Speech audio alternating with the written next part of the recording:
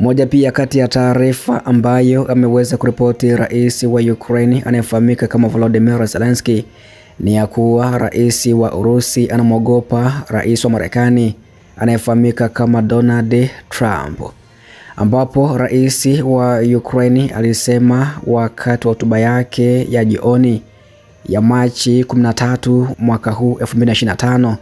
alisema ya kuwa matamshi ya rais wa Urusi Vladimir Putin kuhusu kusitisha mapigano kwa siku 30 yanaonyesha ya kwamba anajiandaa kukataa pendekezo la Marekani, ambako Zelensky alisema ya kuwa Putin anaogopa kusema moja kwa moja kwa rais wa Marekani bwana Donald Trump ya kwamba anataka vita kuendelea au anataka kuendeleza vita hivyo, ya kwamba pia anataka kuwaua wa Ukrainia. Ndiyo maana huko Moscow wanadai masharti hayo ya kusitisha mapigano hayo ambayo yatafanya kuwa haiwezekani au itaahirisha kwa muda mrefu iwezekanavyo. Zelensky ameweza kusema hivyo kuhusu taarifa ya kile ambacho pia Putin aliweza kuzungumza siku ya jana waandishi wa habari alipozungumza pia na rais kutoka Belarusi bwana Alexander Lukashenko. Ukraine inakumbukwa yenyewe iliweza kukubali mapatano ya muda yaliyopendekezwa na Washington wakati wa mazungumzo huko Jeddah, Saudi Arabia Machi 11, mradi tu Urusi itafanya hivyo hivyo. Na siku chache baadaye Machi 13, rais wa Urusi bwana Vladimir Putin alisema yuko tayari kukubaliana na pendekezo hilo, lakini akadai hakikisho ya kwamba Kyiv haitakusanya au kutoa mafunzo kwa wanajeshi wengine wala kupokea msaada wa kijeshi wakati huo.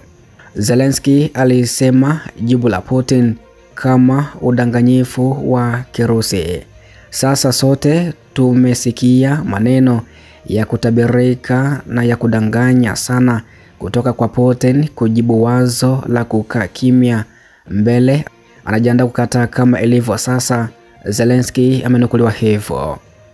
Katika jibu lake wakati wa mkutano na waandishi wa habari Machi 13, rais wa Urusi Vladimir Putin alitaja hali hiyo kwenye uwanja wa vita, akidai ya kwamba usitishaji mapigano ungekuwa na manufaa kwa Ukraine sasa, kwani Urusi inasonga mbele katika mstari wa mbele wa kivita. Pia aliuliza swali la nani angedhibiti usitishaji huo wa muda katika mstari wa mbele wa zaidi ya kilomita 2000, ambako pia upande wa Washington uko tayari kuandaa uangalizi wa usitishaji mapigano kwa muda. Zelensky alisema hivyo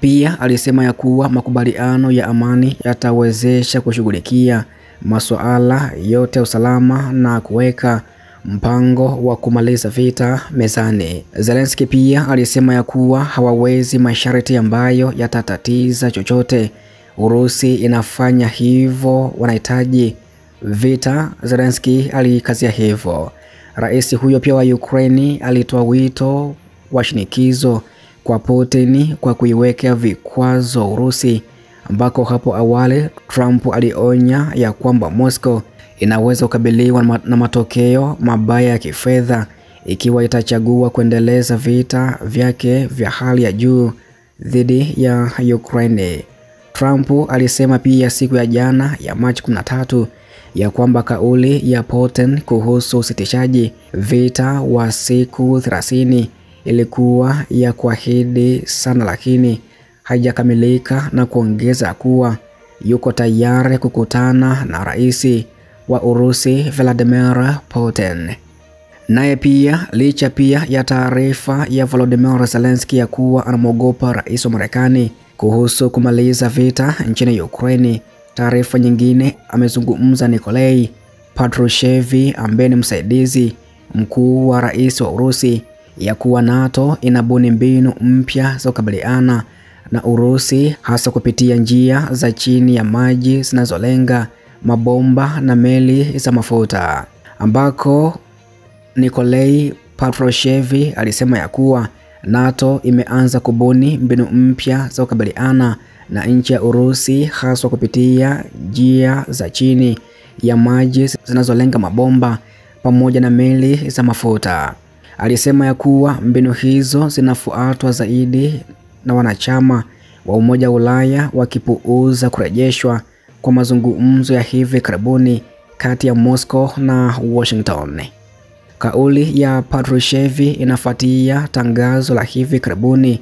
kutoka NATO la kuongezeka kwa wanajeshi katika bahari ya Baltiki, ambako umoja huo ambao unaongozwa na nchi ya Marekani umezindua Operation Baltic Sentry, ambako mpango huo unalenga kuimarisha doria katika eneo hilo kwa msingi wa kulinda miundombinu ya chini ya maji katika eneo hilo.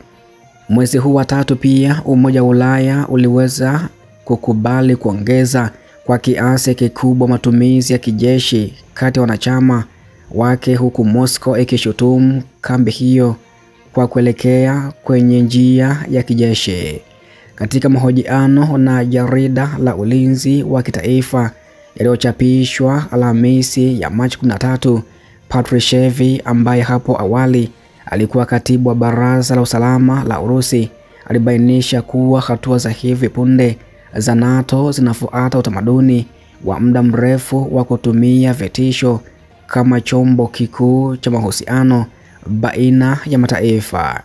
Uchochezi wa baharini umekuwa sehemu ya safu nyingi za mbinu za uasi zilizotumiwa na Magharibi tangu vita baridi, alisema, na kuongeza kuwa kwa kuzingatia uamuzi wa Umoja wa Ulaya kuhusu uvamizi mkubwa wa kijeshi barani Ulaya, vitisho vya kijeshi kwa miundombinu ya bandari ya Urusi na uhuru wa kuvinjari huenda ukaongezeka. Patrushev aliendelea kudai kuwa mataifa ya NATO tayari yanafanya mashambulio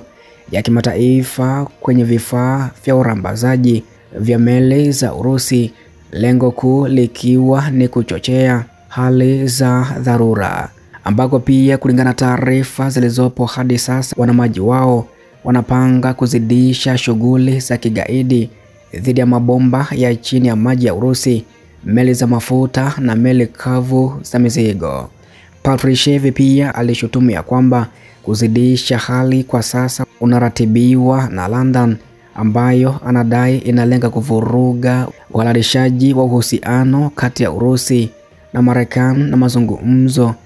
ya kusuluhisha mzozo nchini Ukraine. Mwezi uliopita, naibu katibu wa Baraza la Usalama la Urusi anayefahamika kama Alexander Molchanov vile alionya ya kwamba NATO ilikuwa ikitengeneza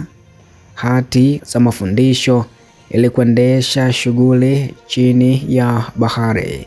Mwezi wa kwanza mwaka huu pia NATO ilitangaza kuongezeka kwa doria za kawaida katika bahari ya Baltiki kufuatia visa kadhaa vya nyaya za chini ya maji kuripotiwa kuharibika katika bahari hiyo, ambapo wanachama kadhaa wa kambi hiyo walilaumu Urusi. Hata hivyo, uchunguzi uliofuata au kupata